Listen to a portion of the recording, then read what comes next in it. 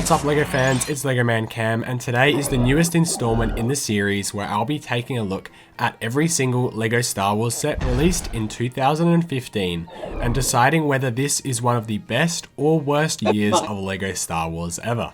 I'm going to be giving every single set a ranking out of 10 and then finding the average at the end, which I'll then compare against the other years we've looked at so far. This year had the continuation of Star Wars Rebels, a lot of Phantom Menace sets, the beginning of the Construction line, as well as the start of the sequel trilogy. So let's kick things off with a banger, as this is the UCS Slave 1 or Boba Fett Starship.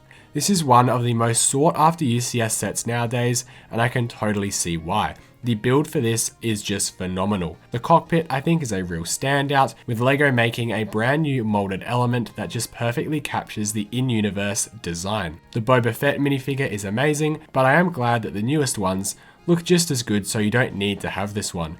Overall, this is a great UCS set that I'll give a 9 out of 10. Now let's do a speed round of all of the Microfighters from the year. The ARC 170 is good, the Vulture Droid is decent, the Snowspeed is cool, the AT-AT is good too, the Gunship is pretty awesome, and the Homing Spider Droid as well.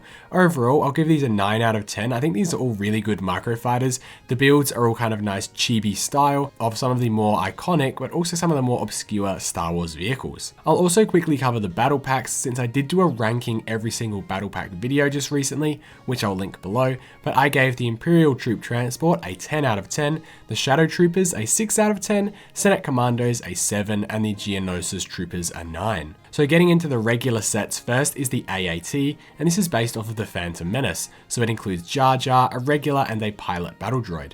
I think the set is nice for $25, and it is a better scale and more accurate AAT than the Clone Wars one that we got just from a few years ago. Otherwise though, this is a pretty boring set to me, since none of the figures are really exciting, so I'll give this one a 7 out of 10. The T-16 Skyhopper is a really interesting one, as it's a ship that never really appeared in Star Wars, but was just like Luke Skywalker's toy in A New Hope. I think it's a really fun and unique design. The figures are fine for the set, even if the pilot is a little bit plain. The Tusken Raider does look really great. I'm also going to give this one a 7 out of 10. The TIE Advanced Prototype is a set that I really like. The build is very reminiscent of Vader's TIE Advanced, with sort of a chunkier body and smaller wings. The bigger body makes it a lot easier to play with, and thankfully there is enough friction in the wings to allow it to stand on its own, both in a flying and a landed position. The minifigure of the Grand Inquisitor is obviously the main draw here. It's pretty on par, if not better, than the Kenobi one in terms of quality, because I really love the armor and the helmet design here. They perfectly fit together, and it's super satisfying to put them together. The other two figures are just kind of meh. Overall, $40 feels a little bit high, but it's not too bad when you consider the other TIE Fighters prices, so I'll give this one an 8 out of 10. The AT-DP was another set from Rebels, and it was a nice new walker design that looks pretty accurate to what you see in the show. The minifigures are quite nice with this one. It's really good to get Agent Kallus with his special helmet piece as well. I think $50 is a pretty good price point, and it's at exactly 10 cents per piece, since it comes with 500 pieces, and these walkers do look a bit bigger than regular AT-STs. This one's going to be a 9 out of 10 from me. The Wookiee Gunship is a set I covered in part 2 of my Forgotten Sets lists, and after having spent a little bit of time with this set, I actually really like it now. The color scheme is super unique for Star Wars, and the actual design and shaping of the build is really nice. The minifigures are a little bit bland though, with just 3 Wookiees and Kanan. Maybe a couple of Imperial figures would have made this one better. $70 feels a little bit high, although it does have quite a large presence as a vehicle. I'll give this one a 7 out of 10. The Hailfire Droid is up next, and this is a set that desperately needs a remake, but this one is a much smaller scale than the one before, since it was made with printed clear dish pieces rather than the wheels with the tread pieces that they've had in the past. It's always good to get some nice super battle droids, and the Light Azure clone looks really good. The spring-loaded shooters work nicely, even if they are a little bit distracting, sort of sticking out on the top there. I think $20 is okay, $15 would have felt better, so I'll give this one an 8 out of 10. A $40 Battle Droid Troop Carrier always seemed like quite a lot when it was released, but looking back, it doesn't seem like too bad of a deal with 564 pieces, as well as the inclusion of 14 battle droids and a Gungan. It now makes me surprised at actually how cheap this is.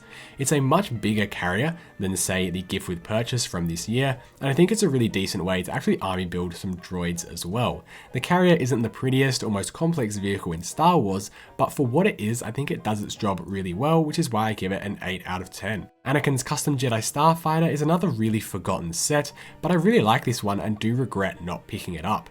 It's based off of the original Clone Wars animation, which was super weird considering this set released in 2015, but all three figures here look pretty good and the build is just a regular Jedi Starfighter, but it has plenty of modifications.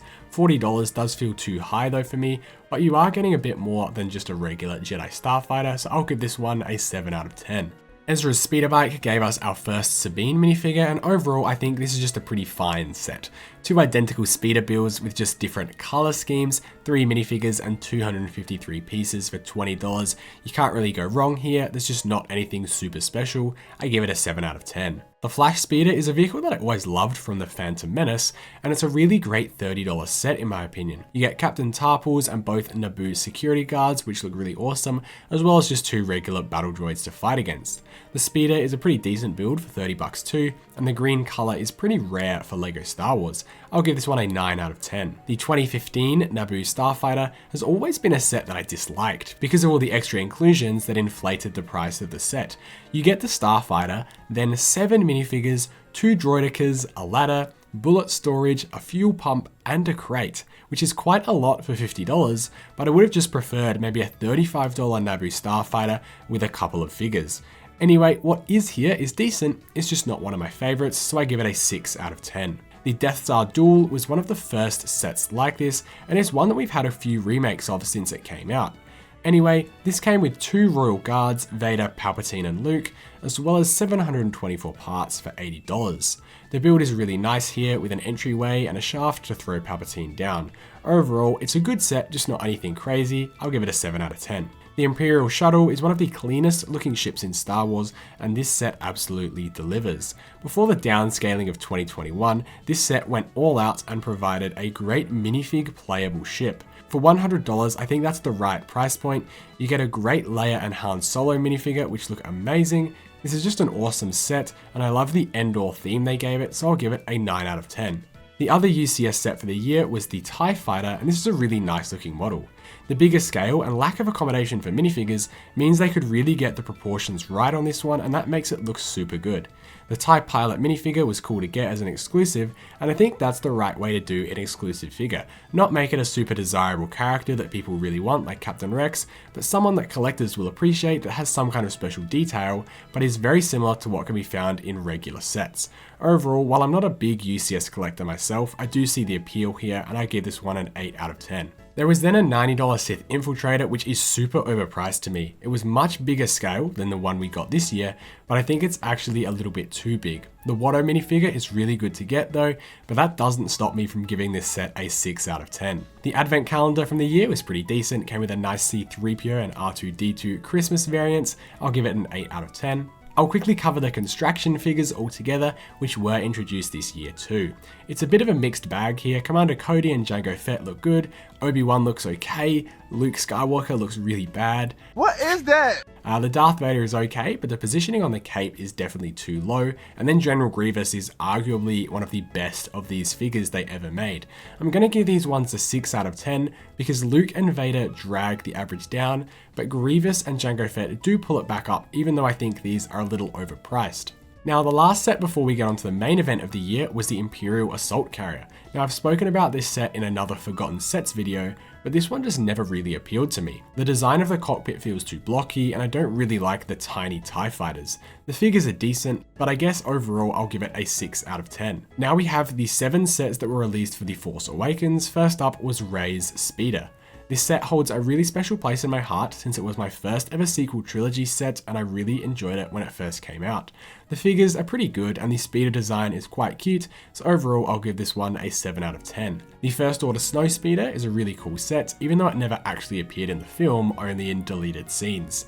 The shaping up front is really nice, however, the figure selection is pretty bland with just 3 snowtroopers and one of them having a pauldron. I give this one a 7 out of 10 as well. The First Order Special Forces TIE Fighter, which is a really long name, was a ridiculous set at $70, and the figure selection doesn't help its cause either. The build is really nice, I love the streak of red, which looks pretty amazing, but the price point just tanks this set, making it a 5 out of 10 and the worst set of the year. Poe's X-Wing is a great set, maybe a little bit high at $80 though. The figures are pretty cool, being the first set to include BB-8 and Poe himself. The color scheme is very different than anything else we've had in Star Wars before, and the functions work really well. I'll give this one an 8 out of 10. The First Order Transporter was one of my favorite sets as a kid, and I loved the ability to throw in so many minifigures and have them fly around inside of it. Captain Phasma is obviously the standout for this set, and she looks really great.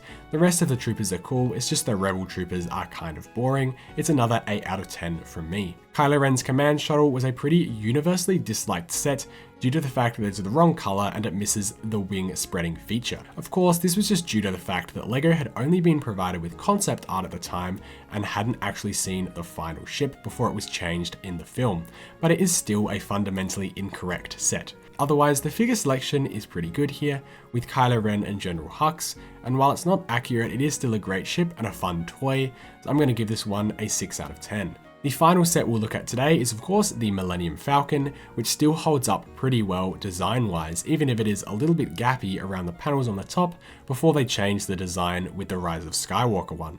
The figure selection is fine, with an older Han and Tasu Leech probably being the standouts. This set is also just one of the most owned LEGO Star Wars sets of all time, with so many people buying it at the movie's release.